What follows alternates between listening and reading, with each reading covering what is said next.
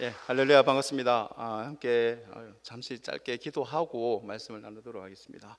살아계신 하나님 아버지, 감사합니다. 이 자리에 저희들 세상의 다른 곳으로 가지 아니하고 이 성전에서 함께 헌신하며 또 말씀과 또 기도 가운데 주님을 만나고자 합니다. 하나님, 이 시간에 우리 성령 하나님께서 주시는 그 말씀을 우리가 깨달을 수 있도록 지혜의 영을 허락해 주옵소서. 감사합니다. 걸어가신 예수님의 이름으로 간절히 기도드립니다. 아멘. 예, 저는 자녀가 4명이 있습니다. 4명을 놓고 있는데 넷째 아이가 지금은 초등학교 3학년인데 7살 때부터 초등학교 1학년 될 때까지 아이가 잘 때에 항상 해오던 것이 있었어요. 그 뭐냐면 제가 넌센스 퀴즈를 내면 아이가 맞추면서 이렇게 잠을 드는 그런 기간이 있었습니다. 그래서 제가 한번 준비를 해봤습니다. 막내 수준으로 여러분 넌센스를 준비했으니까 한번 맞춰보십시오. 그냥 쉽게 한번 해보도록 하겠습니다. 경찰서의 반대말은 어렵게 생각하면 안 됩니다. 경찰 앉아 이렇게 되는 거예요. 가볍게 생각하셔야 됩니다. 자, 지금 인도는 몇 시일까요? 그렇죠. 이렇게 가면 됩니다. 이렇게 가는 거예요. 인도네시아 4시입니다. 마지막입니다. 숫자 5가 제일 싫어하는 집이 뭘까요? 숫자 5가 제일 싫어하는 집 바로 이겁니다. 사진 한번 보시면 오페라 하우스. 오페라 하우스. 이게 자, 이해되셨죠? 예, 그런 거예요. 제가 2004년에 이 푸른 저장교회 처음으로 교육전도사로 부임을 했었습니다. 그리고 나서 지금 딱 20년이 된 해가 됩니다. 그래서 20년 만에 이렇게 다시 서니까 좋고 몇 번 왔다 했지만 저에게는 이 20년이라는 기간이 좀 의미가 있습니다. 제가 첫 때 부임했던 추억을 생각을 해보면 주일날 성도님들한테 인사를 딱 드렸습니다. 그러고 나서 목사님께서 교육자실에서 부르실 때에 어떤 얘기를 하시냐면 나는 내일부터 중국으로 간다. 강춘성 목사님을 만나러 간다. 그래서 일주일 동안 새벽 기도회와 수요 예배와 금요 기도회를 인도해야 된다. 제가 첫날 부임하고 인사하고 그 다음 날이었어요.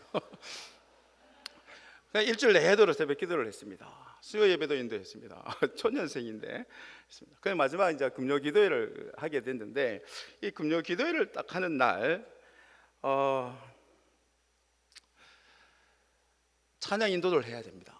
그리고 말씀을 전해야 됩니다. 그래서 찬양 인도하려고 딱 섰습니다. 드럼 치는 고등학생 한 명 있었고 베이스 치는 이상한 집사님이 있었고 그 다음에 저랑 이렇게 찬양 인도를 하는데 다 금요일 기도회를 다 끝내놓고 나중에 베이스 치던 집사님께서 저에게 이런 평가를 하셨습니다. 생긴 것은 시골에 막 올라온 청년 같은데 최신 찬양으로 인도하더라. 이랬어요. 여러분 참고로 얘기하면 저는 한 번도 대구를 떠난 적이 없어요. 대구를 떠난 적이 없어요. 그러면서 이제 그 얘기를 하시는데 그 분이 제 있을 때까지 베이스를 치셨고 제 나가기 전까지 방송실에 계셨고 지금은 그렇게 안 한다고 하더만은 장로님이 되셔가지고 있습니다. 이 19세기 말엽에 우리나라 이 조선 땅이라고 하죠. 이 조선 우리나라에 대해서 외국에서 묘사한 글이 있습니다. 바로 이겁니다. 전염병과 기근이 창궐한 미지의 땅이다. 이것이 바로 우리나라의 모습이었습니다. 즉 외국에서 볼 때에 이 우리나라는 어둡고 추운 땅이었고 또 이 땅에 속한 백성들은 너무나 절실하게 도움이 필요한 사람들이었습니다. 그러니까 당시 우리 자신이 불쌍한 상황에 처해 있다는 것을 우리는 잘 몰랐던 거예요. 그리고 그 어려운 상황들을 계속해서 살아가는 가운데에서 구원에 대한 회복에 대한 그러한 바람들이 가지고 있었습니다. 그런데 이 한 선교사님, 인도의 선교의 꿈을 가졌던 선교사님이 인도에 대한 꿈이 좌절된 상태에서 뉴욕에 있는 한 개혁교회에 좀 큰 교회였던 걸로 같아요. 거기에 담임 목사로 청빙을 받게 됩니다. 그래서 마지막으로 이 청빙에 대한 서류를 보내는 쯤에 이 목사님께서 당시 당시 신학생 때의 일들을 하나 기억하게 됩니다.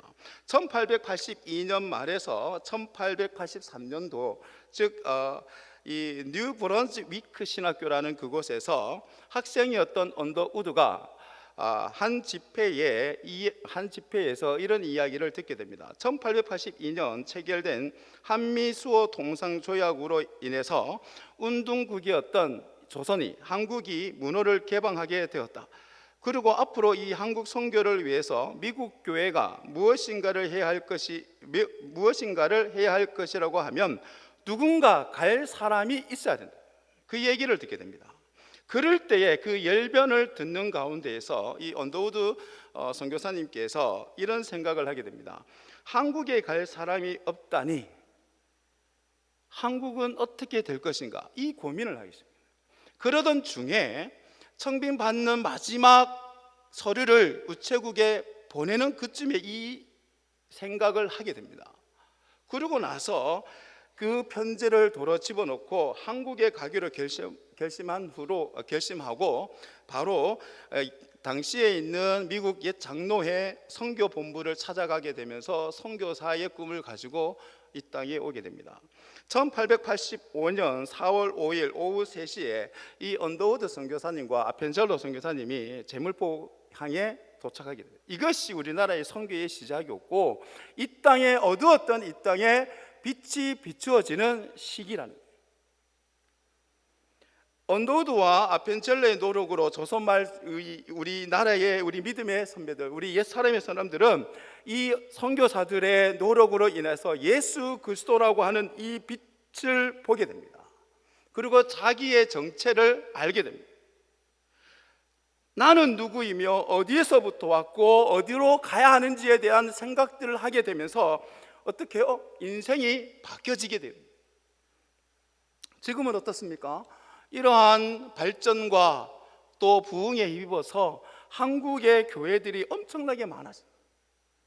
그런데 그때의 그 한 선교사가 꾸었던 그 꿈, 그 기대, 그 열정이 지금의 결과를 만들어내더라는 겁니다. 한 사람의, 한 약한 자의 꿈과 헌신이 지금의 한국 교회와 또 한국이 성장할 수 있는 동력을 만들어내더라는 거예요. 오늘 본문 22절은 너무나 잘 아는 구절입니다. 우리 다시 한번 이 구절을 읽어보도록 하겠습니다. 그 작은 자가 청명을 이루겠고 그 약한 자가 강국을 이룰 것이라. 때가 되면 나 여호와가 속히 이루리라. 잠언 29장 18절의 말씀은 이렇습니다. 우리 한번 읽어보도록 하겠습니다. 묵시가 없으면 백성이 방자히 행하거니와 율법을 지키는 자는 복이 있느니라. 이 구절을 다른 성경 버전으로 하면 이렇습니다. 비전이 없는 백성은 멸망한다. 비전이 없는 백성은 멸망한다. 이렇게 번역하기도 합니다. 그래서 비전이 없는 사람은 어떠한 일에 초점을 맞출 수도, 목표에 도달할 수도, 또 자신의 꿈을 펼칠 수가 없다는 이야기가 됩니다. 한마디로 얘기하면 비전이 없는 사람은 삶을 지탱할 수 있는 생명력이 없는 삶과 같다는 거예요. 메밀꽃 필 무렵이라고 하는 이 소설의 저자였던 이효석 숭실대학 교수님께서 이런 말을 한 적이 있습니다. 항상과 꿈이 귀할수록 삶도 귀할 것이니 그 꿈이 없으면서 살아가는 것은 용감한 것이 아니요 추잡하고 측은한 것이다. 꿈이 없으면 추잡하고 측은한 것이다, 이 말입니다. 다르게 얘기하면 하나님의 꿈이 없이 살아가는 것은 측은한 것이다. 하나님의 꿈을 꾸지 않는 신앙생활은 추잡한 것이다. 그러므로 우리가 불행한 것은, 청년이 불행한 것은, 우리 자녀인 다음 세대가 불행한 것은, 또 교회가 불행한 것은 힘이 없어서가 아닙니다. 권력이 없어서가 아닙니다. 문제는 꿈이 없기 때문에 더 불행한 것입니다. 저는 사람을 많이 만나는 편에 속합니다. 하루에도 많게는 10명 이상의 사람들을 매일같이 만납니다. 그래서 이러한 사람들도 지위도 다양합니다. 뭐 사장님도 계시고 뭐 청년들도 있고 여성분도 있고 사람을 많이 만나기 때문에 그렇습니다. 그런데 이러한 사람들, 뭐 벤츠를 타는 사람도 있고 벤틀리 타는 사람도 있고 뭐 차도 여러 종류, 용달차 모시는 분, 뭐 여러분을 제가 하루에 10명 가까이 만납니다. 그래 이 사람들하고 대화를 많이 나누는데, 대화를 나누는 이 사람들의 공통된 특징이 하나 있습니다. 벤틀리를 타고 뭐 사장인 직업을 가진 사람도 그렇고, 그냥 청년인 사람도 그렇고, 그냥 일일 노동자도 그렇고, 동일하게 하는 말이 뭐냐면 힘들다, 어렵다, 죽겠다, 그거예요. 아무리 좋은 조건이라고 할지라도 우리는 늘 불평이 가득하고 불만이 가득하고, 또한 뭡니까? 염려와 두려움과 걱정으로 살아가게 됩니다. 왜 그럴까요? 왜 그럴까요? 저는 오늘 이 본문을 비춰봤을 때 간단합니다. 꿈이 없기 때문에. 나를 뜨겁게 할 수 있는 꿈이 없기 때문에 생활은 변할 수 있습니다. 현실은 안주할 수 있는 넉넉함이 가지고 있습니다. 하지만 삶의 생명력은 사라집니다. 사랑하는 성도 여러분, 지금 내가 꿈이 없는 문드러진 가슴만으로 그냥 현실에 편안하게 살아가고 있지 않는지 한번 생각해 보셨으면 좋겠어요. 교회도 마찬가지입니다. 정말 적당하고 그냥 편안하게 다닐 수 있는 교회로 만족하고 있다면 하나님께서 교회에 향한 그 꿈을 잊어버렸다면 심각한 문제랍니다. 이사야서는 총 66장으로 구성되어져 있습니다. 1장부터 36장까지는 한마디로 얘기하면 타락한 이스라엘에 대한 죄악들을 고발하게 되고 다가올 심판에 대한 경고의 메시지가 1장부터 39장까지 놓여져 있습니다. 그래서 이 전반부는 한마디로 하면 심판이 임한다, 너희들의 죄로 인해서 하나님의 심판이 임한다, 이겁니다. 그런데 40장부터 이사야서는 전개가 달라집니다. 내용 자체가 메시지 자체가 달라지는데 어떤 거냐면 심판을 받아서 멸망하고 망하고 포로의 절망적인 상황의 삶에서 바뀔 수 있다, 희망이 있고 미래는 밝아질 것이다, 이런 내용이 있습니다. 그래서 40장의 첫 시작은 위로하라 내 백성입니다. 위로하라. 무엇을 위로할 것인가? 어떠한 상황 가운데 놓여져 있는 이들에게 우리 하나님께서는 첫 메시지가 위로하라. 그 위로하라고 시작되어지는 40장의 메시지는 이 60장으로 넘어오면 그 범위가 더욱더 커져갑니다. 어떻게 커져가느냐? 메시아를 통해서 우리 하나님께서 새 땅, 새 예루살렘으로 회복시켜 줄 것이다. 하나님의 백성들을 이렇게 바꿀 것이다 라는 메시지로 바뀌게 되어집니다. 그 본문 가운데 60장의 마지막 구절이 오늘 22절입니다. 오늘 저는 작정하고 이 구절을 여러분들과 함께 외울 겁니다. 다시 한번 이 구절을 읽어보도록 하겠습니다. 그 작은 자가 천명을 이루겠고 그 약한 자가 강국을 이룰 것이라. 때가 되면 나 여호와가 속히 이루리라. 할렐루야. 히브리어 단어 중에 하존이라고 하는 단어가 있습니다. 이 하존이라고 하는 이 단어는 계시, 환상이라는 단어고 영어로는 비전을 뜻합니다. 이 단어는 그냥 쓰여지지 않습니다. 다른 곳에 쓰여지지 않고 항상 하나님께서 말씀하시거나 하나님께서 보여주는 광경을 이야기할 때에 이 하존이라는 단어가 붙어요. 그러니까 이 하존이라는 단어는 하나님과 관계되어져 있고 하나님께서 보여주는 그 모습, 광경 속에서 쓰여지는 단어가 하존입니다. 그러니까 이사야가 환상을 보게 되는데 이 이사야가 보는 환상에 항상 이 하존이라는 단어가 나와요. 그러니까 이사야가 본 것은 자기가 환상을 본 게 아니라 하나님께서 보여주는 환상, 하나님께서 보여주는 광경을 이사야는 보는 거예요. 이것이 비전입니다. 그렇기 때문에 비전이라고 하는 이 단어는 한마디로 얘기하면 내가 꾸고 내 노력으로 이룬 것이 비전이 아니라 하나님께서 보여주시고 하나님께서 하시는 그것을 보는 것이 뭐예요? 비전입니다. 내가 꿈이 있다라고 한다고 할 때 이 꿈은 내가 꾸는 꿈이 아니라 하나님께서 내게 보여주시는 것이 꿈이에요. 하나님께서 하시는 일을 내가 경험하거나 느끼거나 그것을 깨닫는 것이 뭐냐면 비전입니다. 이 비전이 없으면 잠언은 뭐라 얘기합니까? 망한다. 묵시가 없으면, 비전이 없으면 망한다. 누가 망합니까? 하나님의 백성이 망한다. 그러면 이 한상을 보고 있는 이스라엘의 상황은 어떠냐면, 그 전의 상황을 정리하면 이렇습니다. 이 이스라엘 백성들은 어떤 상황에 처해 있냐면, 첫째, 버림을 받았습니다. 두 번째, 미움을 받았습니다. 세 번째로는 약간 은유적인데 옆을 지나가는 사람이 없었다 이래요. 옆을 지나가는 사람이 없다는 말은 뭐냐면 관계가 끊어졌다는 거예요. 즉 지금의 이스라엘, 이 본문상의 이스라엘은 미움을 받았고 심판을 받았고 버림을 받았고 여기에다가 자기를 도와줄 수 있는 관계들이 다 끊겨진 상황이 바로 이 상황이라는 겁니다. 그런데 바벨론으로 잡혀갔을 뿐만 아니라 신앙의 중심지였던 성전이 빼앗겨버렸고 예배 드릴 수 없었고 일터와 가족 모두가 사라지고 수치와 부끄러움과 한편 처참한 상황 속에서, 이 어두운 상황 속에서 하나님께서 뭐요? 하전 보여주신다. 하전 보여주신다. 그러니까 어떻게 되느냐?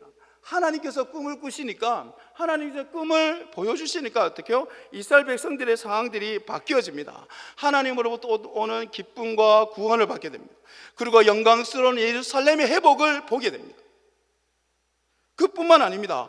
66장의 마지막에 가면 우리가 잘 알고 있는 것처럼 새하늘과 새 땅, 창조 세계가 새롭게 되어지는 그 꿈들을 우리 하나님께서 어떻게 해요? 보여주시더라는 거예요. 신약으로 넘어가면 요한계시록의 마지막에 새하늘과 새 땅이 임합니다. 우리 주님께서 오실 때에 새하늘과 새 땅이 회복되어지는 것처럼 우리 하나님께서 꿈을 꾸신 그 꿈을 우리들에게 보여주시고 그 꿈 속으로 들어가게 하실 때에 우리는 어떻게 해요? 구원을 받을 뿐만 아니라 가족과 나라가 회복되어지고 심지어는 이 창조 세계가 재편성되는 놀라운 일들이 일어나더라는 거예요. 이것이 꿈입니다.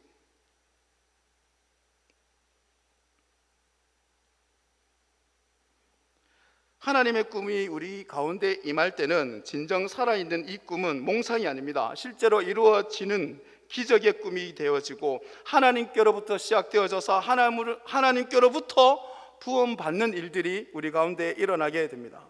그렇기 때문에 사랑하는 성도 여러분, 하나님의 꿈을 꾸시는 저와 여러분 되어지기를 간절히 축원합니다. 하나님의 꿈을 꾸셔야 돼요. 하나님의 꿈을 꾸고 하나님의 꿈을 함께 나눌 수 있는 사람, 오늘 우리 하나님은 그러한 자를 찾고 계시고 그러한 교회 위에 하나님의 열심이 임하신다는 거예요. 그러면 이 하존, 이 하나님의 이 꿈들이 우리는 가져야 되는데, 그러면 어떠한 일들이 일어나게 되는가? 이러한 자의 모습은 어떤 모습인가? 이사야서 60장 5절입니다. 우리 한번 다 같이 읽어보도록 하겠습니다. 그때에 내가 보고 기쁜 빛을 내며 내 마음이 놀라고 또 화창하리니 이는 바다의 부가 내게로 돌아오며 이방 나라들의 재물이 내게로 옴이라. 하나님의 꿈이 우리 가운데 임하게 되니까 이 비전이 있으니까 어떻게 얼굴이 바뀌어집니다. 여러분 얼굴이 화창해져요. 저같이 화창해집니다.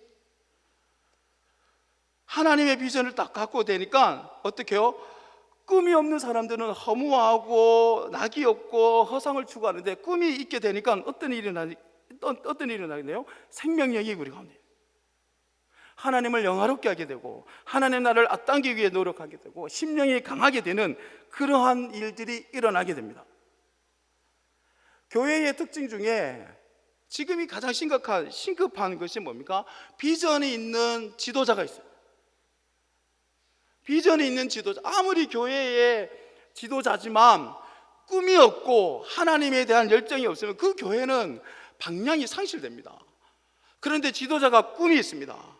그런데 그 꿈을 점수 받을 다음 세대가 있다면 그 교회는 소망이 있는 거예요. 그 교회는 소망이 있습니다. 저는 예수 믿는 신앙인의 자세는 이거라고 생각합니다. 하나님께서 주셨던 그 마음, 그 모습, 또 이 땅을 바라볼 때에 하나님 나라에 대한 생각으로 가득 찬 가운데에서 주어진 현실을 싸우고 이겨내고 때로는 좌절하지만 다시 한번 일어나는 이러한 전투적인 자세가 바로 우리의 신앙이 아닐까, 이런 생각을 하게 됩니다. 언더우드가 꾸었고 아펜젤러가 꾸었던 그 꿈, 그래서 이들은, 또 믿음의 선배들은 하나님을 생각하면 가슴이 두근거렸어요. 하나님께서 주시는 이 영광과 꿈과 이 비전을 생각하면 생각할수록 잠을 못 자는 거예요. 여러분, 결혼 생활 오래 한다고 해서 남편을 보고 아내를 보면 오 형제여 이러면 안 됩니다. 결혼 생활을 오래 하면 오래 할수록 남편을 보고 아내를 보다 아름답다, 멋있다 이런 얘기해야 되는데, 아이고 우리 형제끼리 이러면 안 돼, 이러면 안 되는 거예요. 그런 관계가 되면 안 됩니다. 자녀를 봤는데 시간이 지날수록, 세월이 지날수록, 자녀가 클수록 한숨만 나옵니다. 아이고 뭐 이렇게 한숨만 나와. 저 뭐가 되겠노? 이러면 안 되는 거예요. 제가 오늘 이거 말씀을 준비하면서 이런 생각이 있어요. 정말 남편을 보고 멋있다라고 생각돼요. 베들레헴이 되더라도 멋있어요. 아내를 봤는데 뭐 이렇게 알고 아름답다 이렇게 얘기해야 돼요. 자녀를 봐도 야, 니 진짜 꿈나무다, 잘하고 있다 라는 생각이 들지 않는다면 예배를 마치고 여러분 돌아가실 때 대백마트 가셔가지고요 설레임을 사십시오. 도저히 나는 안 되겠다 그러면 의지적으로라도 설레임을 가족 수만큼 사요. 가면서 함께 나눠요. 야, 설레이지 않냐, 설레임을 저거를 그렇게 만드십니다. 꿈이 없으면 그렇습니다. 꿈이 없습니다. 성공명언 1001이라는 책이 있습니다. 그 책에서 보면 이런 얘기를 하고 있습니다. 이루어야 하는 꿈이 우리의 마음을 움직여 자극할 때 그때가 우리들이 진정 살아있는 순간이다. 이게 살아있는 순간입니다. 여러분, 어떤 시련에도 굴복하지 않는 것이 있다면 그것은 꿈입니다. 자녀에 대한 꿈, 교회에 대한 꿈, 선교 사역에 대한 꿈이 있는 한, 그 꿈을 가지고 있는 한 망하지 않습니다. 그러면 이 꿈에 대해서 성경은 어떻게 우리들에게 이야기를 하고 있는가? 간단합니다. 우리 하나님께서는 우리들을 기억하셔서 우리를 구원하셨어요. 그리고 이 구원자인 우리들을 통해서 하나님께 예배하는 예배자로 삼으실 뿐만 아니라 이 땅에 임한 하나님의 나라를 위해서 하나님의 사역자로 우리를 부르셨습니다. 그 일을 위해서 우리는 부르심을 받았고 그 일을 위해서 우리는 살아갑니다. 그 꿈을 가지고 있는 한 우리는 망하지 않습니다. 오히려 더 번성하는 것을 보게 될 것입니다. 그런데 중요한 것은 이 꿈을 방해하는 것이 있다는 거예요. 두 가지인데 제가 봤을 때 하나는 염려요, 하나는 두려움입니다. 수만 가지의 염려 중에 실제로 일어나는 경우는 10%도 채 되지 않는다고 얘기를 하죠. 그런데 우리는 늘 염려합니다. 그렇기 때문에 염려하고 두려워하기 때문에 도전의식이나 열정들이 사라집니다. 또 우리의 믿음은 대단해서 믿음은 좋은 방향일 때도 있지만 아닐 때의 방향은, 부정적일 때의 믿음은 어떤 거냐면 이런 거예요. 부정적인 생각을 하게 되죠. 나는 못생겼어 이렇게 외칩니다. 그러다 보면 결국은 뭐예요? 진짜로 못생기게 돼요. 나는 안 돼, 우리 교회는 안 돼, 이 나라는 안 돼, 이 나라 정치판은 이래. 이렇게 생각하면 계속 그렇게 가게 돼 있습니다. 그런데 그것이 아니라 달라져요. 저는 밤에 제가 매일같이 10명 이상의 사람을 만난다 그러죠. 제가 밤에 대리를 합니다. 대리를 하면서 사람들을 많이 만나죠. 많이 만나면서 이런저런 얘기를 많이 합니다. 그런데 대화를 나누는 중에 이 손님들이 3번 놀랍니다. 첫 번째는 놀라는 것이 이거예요. 뭐냐면 제가 애가 4명입니다. 이렇게 얘기하면 놀래요. 와, 대단하시네요. 항상 하는 말이 있습니다. 애국자시네요. 이게 첫 번째. 두 번째 놀라는 것입니다. 두 번째는 저의 나이를 보면서 놀랍니다. 제 나이를 보면서. 제가 50대, 원래 51입니다. 이렇게 얘기하면 놀래요. 10풋 하면서 놀래요. 어제도 한 청년이 제 나이가 제가 원래 51입니다. 이러니까 뭐 욕을 하면서 놀라더라고요. 10풋? 와, 그러면서 놀래요. 그래서 하는 말이 30대 후반에서 40대 초반으로 봤다는 거예요. 저는 그런 얼굴입니다. 그래서 놀래요. 마지막 3번째. 그런데 제가 목사입니다. 이렇게 하더라고요.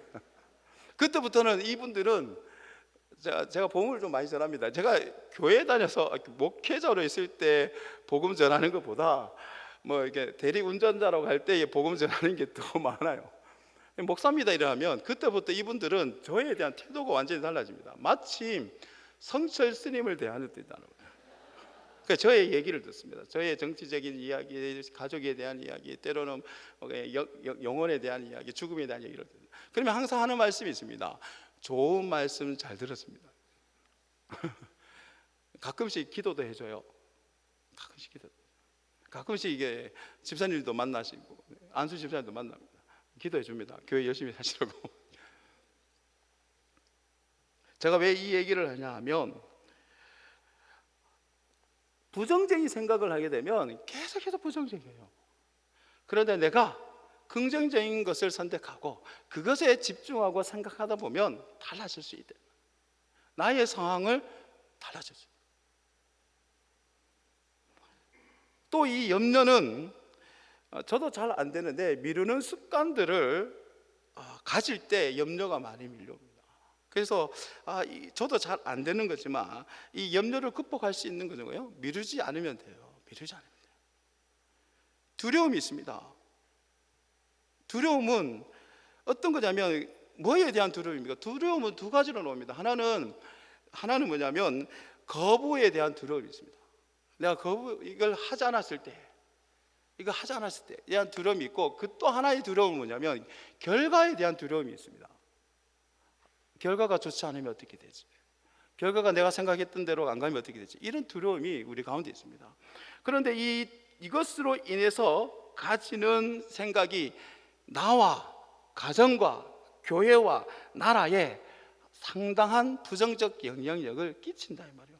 그런데 중요한 것은 뭐냐면 이겁니다. 세상은 우리를 저평가합니다. 그리스도인이라면 세상에서 우리는 저평가당할 거예요. 우리가 하는 많은 좋은 일들보다 우리가 실수하고 우리가 연약해서 저지르는 그것들을 더 부각시키는 것이 세상이에요. 그럼에도 불구하고 우리는 누굽니까? 우리는 이미 천국을 소유한 자들이에요. 우리는 이미 하나님께서 나의 연약함에도 불구하고 내가 너를 의롭다 라고 칭하셨던 자들이라는 것을 기억하시기 바랍니다. 그게 우리예요. 그러면 두려움과 염려와 두려움을 극복하는 가운데서 하나님의 꿈을 꾸는, 그러면 어떤 일들이 일어나는가? 사진을 하나 보시면 이분이 나올 겁니다. 세계 복음화는 우리의 세대, 우리의 손으로라고 외쳤던 위대한 선교의 아버지가 윌리엄 캐리입니다. 이 윌리엄 캐리가 다시 한번 보시면, 넘겨주시면, 그가 이런 얘기를 한 적이 있습니다. 바로 이건데, 같이 한번 읽어보도록 하겠습니다. 하나님으로부터 위대한 일을 기대하라. 하나님을 위해 위대한 일을 시도하라. 하나님으로부터 위대한 일들을 기대하고 위대한 일들을 시도하는 그 시점이 있습니다. 오늘 본문은 뭐라 얘기되어져 있냐면 작은 자가 또 약한 자가 바뀌어지는 시점이 이겁니다. 때가 되면, 영어로는 in his time. 때가 되면 하나님께서 이루신, 때가 되면 하나님께서 반드시 이루어 가신다. 이게 윌리엄 캐리의 말이었어요. 사랑하는 성도 여러분, 그렇습니다. 때가 되면 하나님께서 하셔요. 때가 되면 하나님께서 이루실 거예요. 그것을 보는 것이 비전입니다. 그러면 우리는 뭐라고 하면 됩니까? 아멘, 그렇습니다. 아멘, 아멘, 그렇습니다. 이게 우리의 자세야 돼요. 그러면 간단합니다. 우리의 아멘은 그냥 입술로서 얘기를 하는 아멘이 아니라 행동적인 아멘이 돼요. 하나님 과연 그러시는군요. 하나님 과연 이 일을 이렇게 이루시는군요. 아멘 하면서 마음에 다지면서 내 삶 또한 어떻게 해요? 바뀌어가는 것이 비전의 사람의 특징이라는 사실입니다. 이러한 하나님께 열린 자, 하나님을 하나님 되게 하고 그 열심 앞에 서는 자의 우리 믿음의 선배들이 보여줬던, 비전리스트자들이 보여줬던 모습은 두 가지였습니다. 하나는 무릎을 꿇는 것과 하나는 예배의 목숨 걸었던 거예요. 하나님과의 최우선 관계를 생각하면서 하나님 보여주신 것을 보기 위해서 그들은 무릎을 꿇었고 예배에 집중하셨던 거예요. 이 in his time이라고 하는 이 시간은 이렇게 해석을 할 수 있습니다. 헬라어에 보면 시간이라는 단어가 두 단어가 나옵니다. 하나는 누구에게나 모든 사람들에게 주어지는 물리적인 시간, 24시간이라고 하는 이 물리적인 시간을 우리는 크로노스다 이렇게 얘기합니다. 그냥 살아가는 거예요. 그냥 살아면 흘러가는 시간을 크로노스입니다. 그런데 카이로스라고 하는 시간이 있습니다. 이 카이로스라고 하는 이 단어는 그리스 로마 신화의 신의 이름입니다. 카이로스. 그런데 이 신은 어떤 신이냐면 기회의 신입니다. 그런데 이 시간이라고 하는 단어를 크로노스로도 얘기하기도 하고 카이로스로도 얘기합니다. 그런데 이 카이로스는 이 카이로스, 기회, 때라고 하는 뜻으로 우리가 번역하는데, 이 카이로스는 특별한 사건 그리고 특별한 의미가 있을 때에 성경은 주로 뭐로 표현한다고요? 카이로스로 표현합니다. 그러면 이 60장 22절 때가 되면 이라고 하는 이 단어는 크로노스가 아니라 카이로스라는 단어를 씁니다. 즉 미래적 이야기인 것처럼 보이지만 물리적 미래가 아니라 하나님께서 역사하는 그 순간이 바로 이 일이 이루어지는 순간이에요. 작은 자가 천명을 이루고 약한 자가 강국을 이루는 것은 하나님께서 임하시는 그 시점 자체가 뭐예요? 그 일이 일어나는 시간이라는 거예요. 그렇기 때문에 때가 되면이란 말은 간단합니다. 하나님께서 일하는 때, 하나님께서 역사하시는 때. 근데 제가 성경을 보면서 그리고 이 무릎을 꿇고 예배하는 가운데에서 크로노스가 아니라 카이로스라고 하는 하나님의 일하는 때를 본 자들의 특징이 있더라는 거예요. 제가 요즘에 팔복 강의를 하는데 교회에서 보니까 온유한 자가 하나님의 기업을 찾게 됩니다. 마음이 청결한 자가 하나님을 보게 되더라고요. 우리 안에 온유함, 외유내강, 야성은 있으나 그 야성을 어떻게 해요? 훈련을 통해서 절제하고 정제된 표현할 수 있는 온유함이 있는 자, 그리고 마음이 청결한 자, 그러한 자가 하나님의 일을 보고 하나님의 역사함을 보게 되더라는 겁니다. 본문 다시 한번 읽어보도록 하겠습니다. 22절 다 같이 읽습니다. 그 작은 자가 천명을 이루겠고 그 약한 자가 강국을 이룰 것이라. 때가 되면 나 여호와가 속히 이루리라. 여기에서 작은 자라고 나옵니다. 약한 자. 원문을 보면 작은 자, 약한 자 이렇게 표현하지 않아요. 원문은 어떻게 표현하면 지극히 작은 자, 지극히 연약한 자라고 표현합니다. 근데 작은 자 중에 작은 자예요.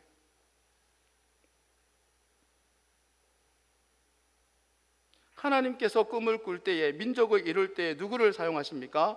작은 자, 지극히 작은 자, 지극히 연약한 자, 약한 자를 사용합니다. 그런데 이 지극히 작은 자, 지극히 연약한 자는 누구냐? 21절에 나오는 21절을 보시면 이렇게 나와 있습니다. 이들이 누구냐면 바로 하나님으로부터 의롭게 된 자들이에요.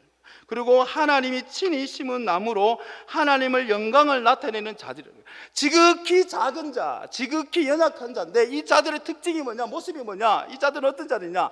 하나님께서 의롭게 하는 자, 그리고 하나님께서 꿈을 갖고 계시는 자, 이러한 자라는 겁니다. 옛날 푸른 초장교회가 여러분 기억나실지 모르겠지만 야곱의 찻집이라고 있습니다. 야곱의 찻집과 교회를 같이 운영하던 때가 있습니다. 한 건물 안에 그것도 반을 잘라서 야곱 찻집을 하고 도서관이죠. 찻집을 하고 예배당을 쓰던 적이 있습니다. 제가 이 푸른 초장교회 사임하기 전해에 당시에 유명했던 설교가가 김동호 목사님이셨어요. 김동호 목사님께서 이 푸른 초장교회 집회를 오신다는 거예요. 그래서 이게 제가 그때 학교에서 간사로 일하고 있었던 때여서, 그래서 새벽에 이제 우리 청년들하고 그때 푸른 초장에 있었던 우리 선교단체의 청년들이 많았기 때문에 함께 김동호 목사님 말씀을 들으려고 갔습니다. 새벽기도에 참석했습니다. 새벽기도를 참석하는데 김동호 목사님께서 이렇게 질문을 하셨어요. 여러분, 푸른 초장교회가 큰 교회입니까? 작은 교회입니까? 그러니까 그때 당시에 성도들이 이렇게 말씀하셨어요. 작은 교회요, 이렇게 얘기했어요. 그러니까 김동호 목사님께서 이렇게, 아니지, 조그마한 교회래요. 조그마한 교회. 푸른 초장교회는 조그마한 교회. 우리의 시작은 아주 작게 시작. 여러분, 푸른 초장교회는 아주 작게, 아주 작은 교회, 조그마한 교회죠. 그런데 그 교회가 꿈을 꾸니 바뀐다. 오늘 이 본문은 여러분, 사실은 제가 이 본문을 몰랐어요. 이 구절을 몰랐어요. 언제 알게 됐냐면 그때의 그 교회에 현수막을 창을 가르기 위해서 현수막을 샀습니다. 그때 현수막의 구절이 바로 이 구절이었어요. 당시에 담임 목사님께서 이 구절을 정말 좋아하셨고, 제자 훈련 받고 막 흥분될 때였기 때문에 그게 이 현수막.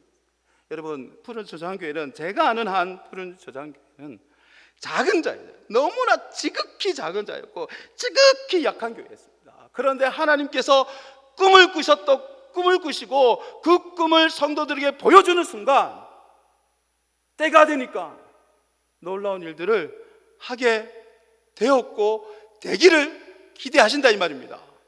우리 선교 위원님들 오늘 보니까 숫자가 많은데, 여러분 어떤 꿈을 꾸고 있습니까? 국외에 대한 선교, 태국 그리고 네팔, 그 이상을 넘어서 하나님 주신 꿈을 한번 가졌으면 좋겠고, 국내에서도 그런 꿈들을 한번 가졌으면 좋겠다라는 생각이 있습니다. 하나 보여주시면 설교를 좀 마무리하려고 합니다. 이 중력 이산이라고 하는 말입니다. 이 보여주셔도 돼요. 중력 이산이란 말인데 2022년도 코로나가 한창 때에 경영 환경과 또 그 의지를 전망하는 사자성어로 중소기업가들이 뽑은 사자성어가 바로 중력 이산이라는 거예요. 이 중력 이산이라고 하는 이 뜻은 뭐냐면, 많은 사람이 힘을 합하면 산도 옮길 수 있다.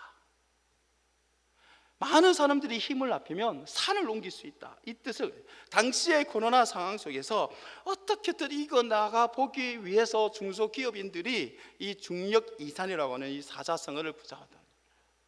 그림 하나 보여드리도록 하겠습니다. 다음 그림. 이게 보이십니까? 어디 많이 보던 교회 아닙니까? 저희가 개척하고 나서 또 우리 푸른 초장교회 출신의 교회 목사님들이 개척할 때마다 저희 꿈은 그거였어요. 개척 교회는 달력할 수가 없어요. 왜냐하면 숫자가 너무 적기 때문에. 그래서 우리가 모이면 한 50부들, 60부들을 할 수 있다고. 그래서 이름을 다 넣었어요. 저는 좀 겸손하기 때문에 좀 제일 끝에 넣어달라, 이렇게.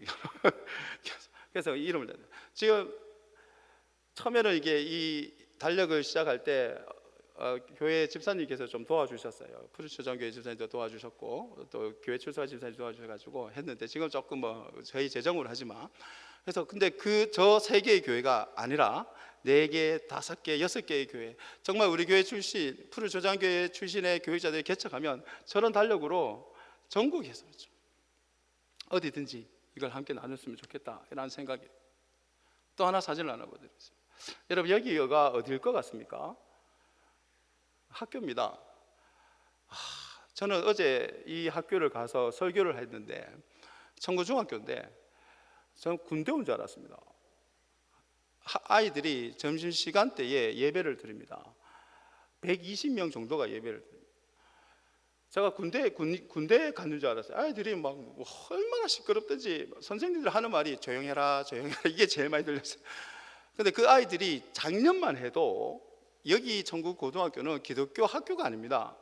그냥 신우에 있는 10명도 안 되는 교사 선생님들이 이 예배를 만들었는데, 이 예배를 통해서 아이들의 변화가 있어요. 그게 뭐냐면 한 반에 교회 다니는 아이들이 많이 없어요. 이제는 많이 없어요. 그런데 이 아이들이 자기가 교회를 다닌다는 얘기를 하기 시작하게 되고, 이 120명의 애들이 다 교회 다니는 애들이 아니에요. 상당수는 저기에서 예배 드리고 주는, 군대에서는 초코파이죠. 어제 보니까 꼬부칩을 주더라고요.